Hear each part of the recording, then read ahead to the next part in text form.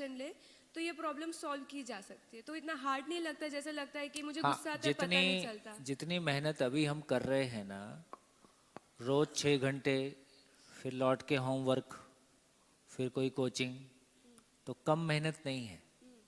ये ठीक है कि उसमें हम बहुत सारा टाइम पास कर रहे होते हैं क्योंकि मन नहीं लग रहा होता है, लेकिन यदि पूरी एजुकेशन को हम रीडिज़ाइन रीस्ट्रक्चर करेंगे और उसको जीने के स्वरूप में लें। देखो अभी मैथमेटिक्स कैसे काम कर रहा है। सोचने की ताकत सीमित है कि असीमित है? असीमित है। जिस पे लगा रखा है वो सीमित है कि असीमित है? सीमित।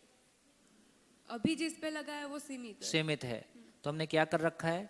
असीमित को सीमित पे लगा रखा है, विकसित को अविकसित पे लगा रखा है। विकसित अविकसित के साथ जी के सुख पाएगा कि विकसित अपने से अधिक विकसित के साथ जी के सुख पाएगा? अधिक विकसित के साथ। देखो ये लगभग लगभग कोर फिलॉसफिक चर्चा है जो आपके साथ की जा रही है। यार हर आदमी एक बढ़िया जिंदगी जीना चाहता है, हर युवा एक बढ़िया जिंदगी जीना चाहता है, हर युवा में बढ़िया क्षमताएं हैं। हमने केवल एक ही तरह की क्षमता को बोल रहा है, बस तुम मेमोरी और लॉजिक का प्रयोग करोगे तो तुमको इंटरेस्ट आएगा। मेमोरी और लॉजिक के प्रयोग करने की सबकी आवश्यकता उतनी नहीं है। मेरे को मैथमेटिक्स में, मैं इंजीनियरिंग किया हूं, मेरे को मैथमेटिक्स में रुचि नहीं है। मैं मेरे साथ के लोगों को बता दे, देखो ऐसे ऐसे करोगे आंसर आ जाएगा। अब इतनी मेहनत कौन करे इतना आंसर लाने के लिए? तो मेरे मार्क्स कम आते थे, उनके ज्यादा आते थे। तो इसका मतलब है कि आदमी का कोई एक हर व्यक्ति की कोई एक जर्नी है। उसकी जर्नी के अनुसार किसी को मेमोरी का प्रयोग ज्यादा करना अच्छा लग सकता है, किसी को लॉजिक का प्रयोग अच्छा लग, किसी को सच्चाई को समझने के लिए ध्यान जाएगा, ऐसा भी हो सकता है। अब जिसको सच्चाई को समझने के लिए ध्यान जाएगा उसका हो सकता है ये मैथमेटिक्स में और ये सम सॉल्व करने में ध्यान नहीं जाएगा। हम कहेंगे ये बुद्धू आदमी है। वो बुद्धू नहीं है भैया यार, उससे आगे की चीज है, उससे वो कोर्स उसका पूरा हो गया है।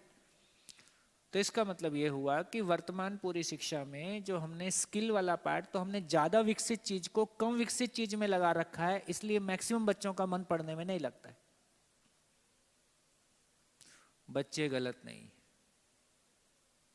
बच्चों को समझाने की जरूरत नहीं है, बच्चों को समझने की जरूरत है।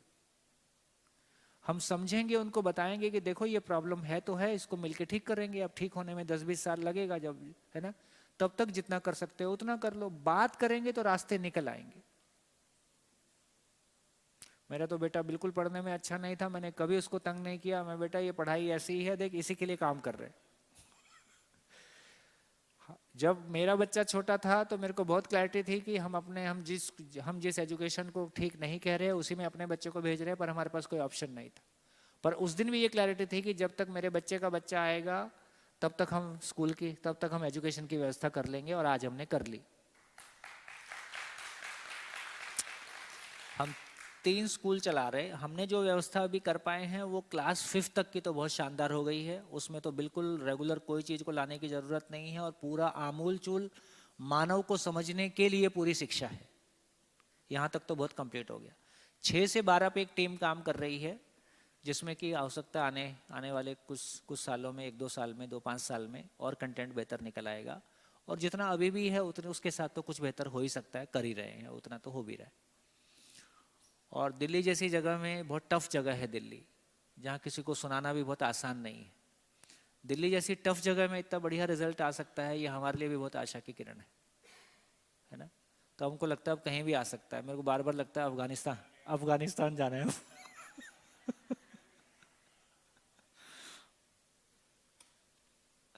तो बहुत आशा की किरण जगी है, लेकिन सारी आशा की किरण का मतलब क्या है? सारी आशा की किरण का मतलब है, टेक्निकली अब इसको समझें, वर्तमान शिक्षा में हमने मन को शरीर की शिक्षा पाने के लिए लगा रखा है,